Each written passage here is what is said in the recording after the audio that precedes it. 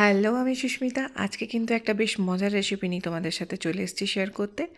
তো বড়াগুলো দেখে হয়তো বুঝতে পারা যাচ্ছে না আজকের রেসিপিটা কী। তো আজকের রেসিপিটা হচ্ছে এক ধরনের কারি রেসিপি, পাঞ্জাবি কারির রেসিপি। তো বেসিক্যালি কারিগুলো কিন্তু বিভিন্ন রকমের হয়ে থাকে। পাঞ্জাবি কারি আছে, রাজস্থানি কারি আছে, নন বেঙ্গলি বিহারি কারি আছে, অনেক রকমের আছে। তো আজকে যেটা বানাচ্ছি সেটা হচ্ছে পাঞ্জাবি কারি। আর পাঞ্জাবি কারি বানানোর জন্য দেখো ফার্স্টে আমি বেসন নিয়ে নিয়েছি এবং তাতে পেঁয়াজ কুচি, লঙ্কা কুচি, আর এই যে যেটা দিচ্ছি সেটা হচ্ছে আজওয়াইন। মানে বড়াটা বেশ একটু মশলাদার হবে, ঠিক আছে।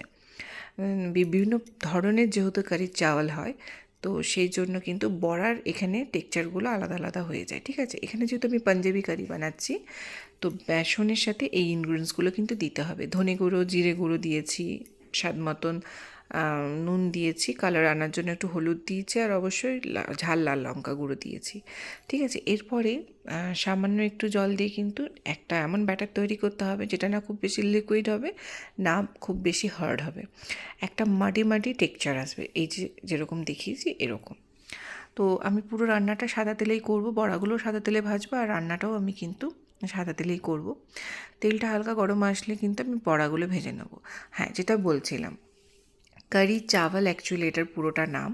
যেহেতু চাওয়াল মিন্স রাইসের সাথে আমরা এই জিনিসটা খেয়ে থাকি, এই কারিটা, সেই জন্য এটাকে কারি চাওয়াল বলে, ঠিক আছে।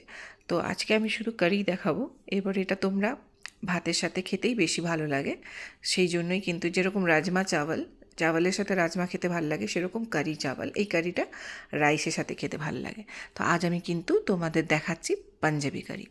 তো চলো, পাঞ্জাবি কারি বানানোর যে বড়াগুলো ছিল সেগুলো আমি ভেজে নিয়েছি, যেমন আমরা পকোড়া বানাই জাস্ট ওই রকমই, কিন্তু খুব বেশি লাল লাল করে ভাজলে হবে না। আচ্ছা, এরপরে কারি বানাবার যে মেইন জিনিসটা, যেটা হচ্ছে দইয়ের ঘোল বানানো। এখানে মোটামুটি আমি 100 গ্রামের মতন টক দই নিয়েছি, আর মোটামুটি ধরে রাখো 10 থেকে 15 গ্রামের মতন বেসন নিয়েছি। এরপরে কিন্তু পর্যাপ্ত পরিমাণে জল দিয়ে, তাতে একটু হলুদ গুঁড়ো দিয়ে পরে কিন্তু একটা লিকুইড, মানে একটা লিকুইড ঘোল তৈরি করতে হবে। খুব বেশি মাটি মাটি হবে না, কিন্তু বেশ ভালো রকম ওয়াটারি হবে। হ্যাঁ, চাইলে এর সাথে আরও একটু জল তোমরা অ্যাড অন করে নিতে পারো। আচ্ছা, এই দইয়ের ঘোলটাকে ছক দেওয়ার জন্য, মানে ইয়ে করার জন্য, তড়কা লাগানোর জন্য যে জিনিসগুলো দেখাচ্ছি, যেমন হিং লাগবে, রাই লাগবে, তারপরে তোমার গোটা মেথি লাগবে, একটু আদা কুচি লাগবে, কারি পাতা লাগবে, আর লাগবে তোমার শুকনো লঙ্কা। তেলটা গরম হয়ে আসলে কিন্তু হিংটা দেবো। এই ইনগ্রিডিয়েন্টসগুলো কিন্তু খুব বেশি মানে ইম্পর্ট্যান্ট, ঠিক আছে। এতে অ্যারোমাটা খুব ভালো হয়। তোমরা চাইলে কোনো জিনিসটা এখানে স্কিপ করতেই পারো, বাট অ্যারোমাটা কিন্তু সেরকম আসবে না। তো চলো, তেলটা গরম হয়ে আসার পরে কিন্তু আমি একে একে যতগুলো ইনগ্রিডিয়েন্টস নিয়েছিলাম তড়কা লাগানোর জন্য, আমি সবগুলো কিন্তু দিয়ে হালকা করে একটু সতে করে নেব। তো সতে করে নেওয়ার পরে আমি এই মানে যে দইয়ের ঘোলটাতে ভালো কালার আনার জন্য এখানে আমি একটু কাশ্মীরি লাল লঙ্কার গুঁড়ো দিয়ে পরও একটু সতে করে নেবো সব জিনিসগুলো দিয়ে, ঠিক আছে। তো এরপরে যখন ভালোভাবে সতে হয়ে যাবে, তখন যে আমি ঘোলটা তৈরি করেছিলাম, দইয়ের ঘোলটা বেসন দিয়ে, মানে বেসনটা এখানে কিন্তু মাস্ট দিতেই হবে, নাহলে কিন্তু ওই টেক্সচারটা আসবে না দইয়ের। হ্যাঁ, তো আর যে পরিমাণে দেখালাম, বেশি পরিমাণে বেসন নিয়ে নিলে কিন্তু জিনিসটা পুরো কাদা কাদা হয়ে যাবে, যেটা কিন্তু একদমই মানে প্রপার কারি তৈরি হবে না, ঠিক আছে। ডালের মতন হবে, এই যে টেক্সচারটা সেটা ডালের মতন হবে।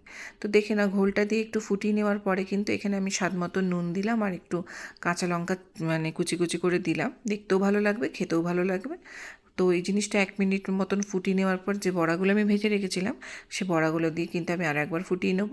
ফুটিয়ে নেওয়ার পরে কিন্তু এখানে ধনে পাতাটা কিন্তু দিতেই হবে, ধনে পাতা কুচি করে দিয়ে পরে আরও একটুখানি ফুটিয়ে নিলে কিন্তু তৈরি হয়ে যাবে আমার পাঞ্জাবি কারি।